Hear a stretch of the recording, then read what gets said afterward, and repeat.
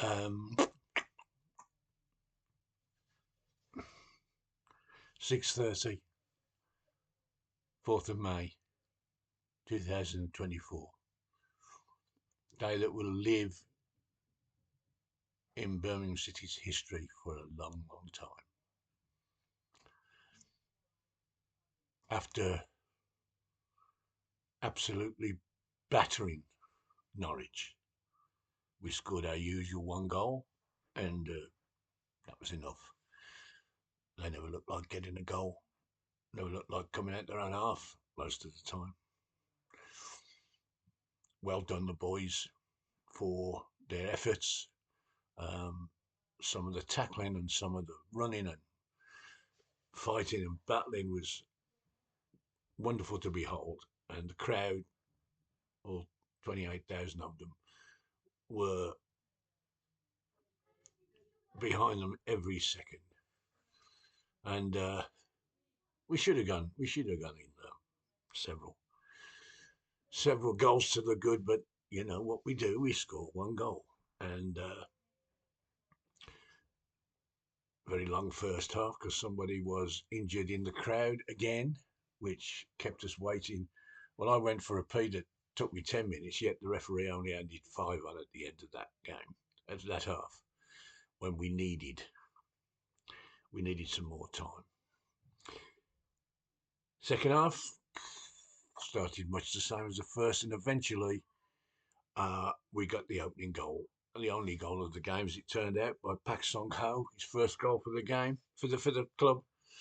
Excellent header, ricocheted a couple of times, I think, but it nestled in the corner of the net, and 27,000 loony blues went absolutely bananas. It was deafening.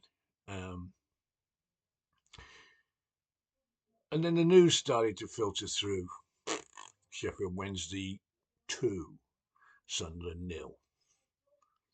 They've hardly won a game since Mowbray left them, Sunderland.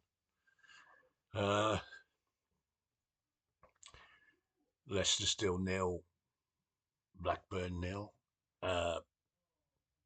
Plymouth 0, Hull 0. But then things started to change. The Baggies, for instance, went 3-0 up against Preston, which meant that Hull were clutching at straws to try and get anything at Plymouth. A win, unless they scored 5 or 6 goals, which we wanted them to. Then they wouldn't catch the Baggies. So they eased off, and lo and behold, 75 minutes or so, Plymouth scored. So that left us with Blackburn. Surely Leicester City, champions by a mile of this division, could get a goal against Blackburn, and okay, they've probably been on the bevy since Tuesday, since they won the league, but they must have some professional pride. But no, Blackburn 1 and then 2. So basically, our game finished up. Two teams go through the motions. Norwich was safe in the playoffs.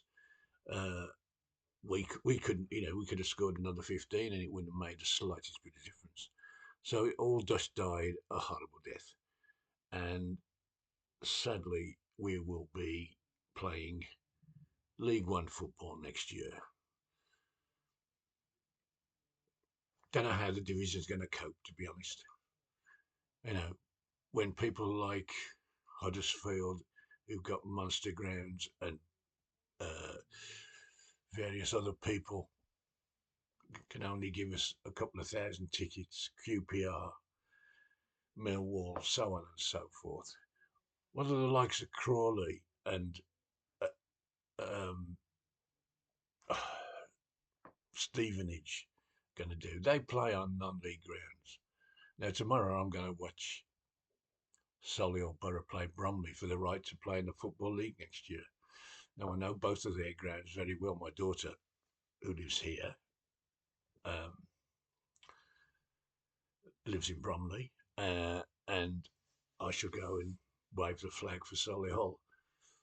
But could you imagine first round draw of the League Cup against one of those teams?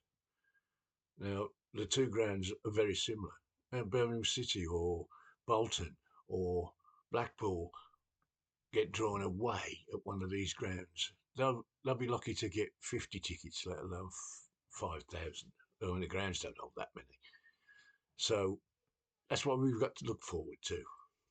Now, all I can say is that I just hope that we don't dismiss all these players that people are telling me are useless uh, and replace them with cheaper players who are even more useless. Now, we did that last year. We got rid of Chong, sold him. Trusty went to Sheffield United.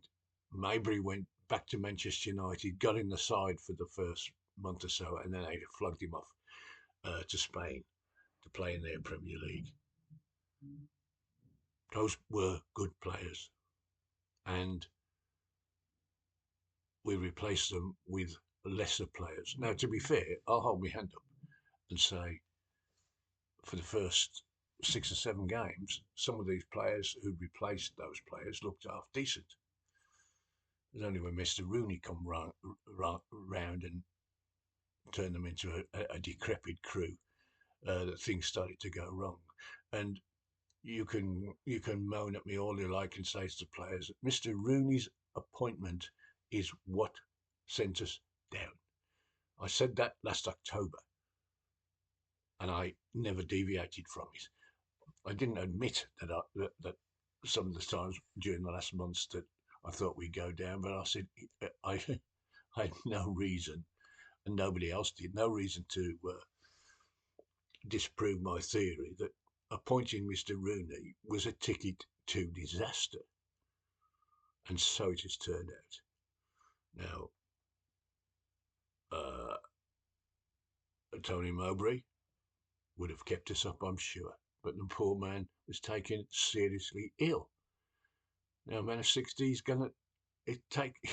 It's a problem with people of that age. Who am I asking? You can't do what you did when you were 35, 40. Just can't do it. And if an illness hits you, then you're going to take a long time and be very careful to get yourself right.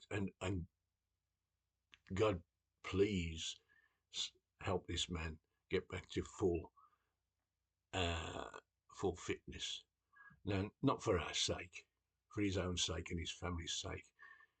And we've got to think long and hard about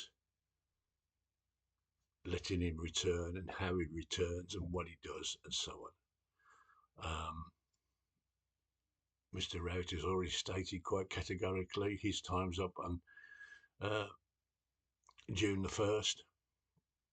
He will walk away. He would have got a nice bonus, I'm sure, if we'd have stayed up, but he won't be taking that with him. But he probably earns $250,000 a month, so he's not going to be in financial difficulty during this. But I have to say personally, I'm glad it's all over. I feel so relieved that I haven't got to spend all week worrying about who's going to be in and who's going to be out and who's going to be the manager. And you know, it's just following Birmingham City is like having a dying relative. There's no fun in it at all, and that's how I felt today. That's over. You know, the the tubes have been pulled out. There's no sign of life anymore.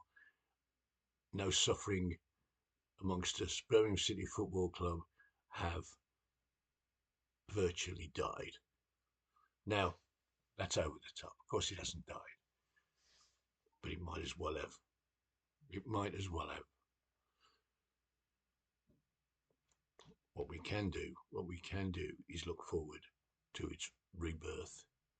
Now, I've listened to Mr. Wagner and Mr. Cook an awful lot this year, and I've been besotted like everybody else with their talk and their ambition and they're going to do this and they're going to do that. And I hope that they do. I really do. Because if they don't now, we will sink without a trace. Now, I just want to thank all my colleagues on the Tilton Talk Show for the season. We've had some wonderful debates. We've had some wonderful guests, and we'll have one last show for this season, not on Monday night, but the Monday after, because our wonderful producer, Mrs. Brown, is sunning himself in Turkey, and I've already heard from him, and you know, he's getting brown and he's browned off. But God bless you, mate. Enjoy your holiday. So I'm going to sign off for this season. I will during the season uh, do a few of these. I shall do me what football was like in the 80s and the 90s and so on, and do some comparisons with things. And and when people pass away, which they seem to do an awful lot these days, I wonder why, because I'm getting old myself. Um, I'll be doing tributes to them, um, and tell you what I saw in them. And there were some great footballers around in the 50s and 60s. Uh, Not that there aren't now, but they ain't none of them playing for us. Anyway, God bless you all. Good night, and see you soon.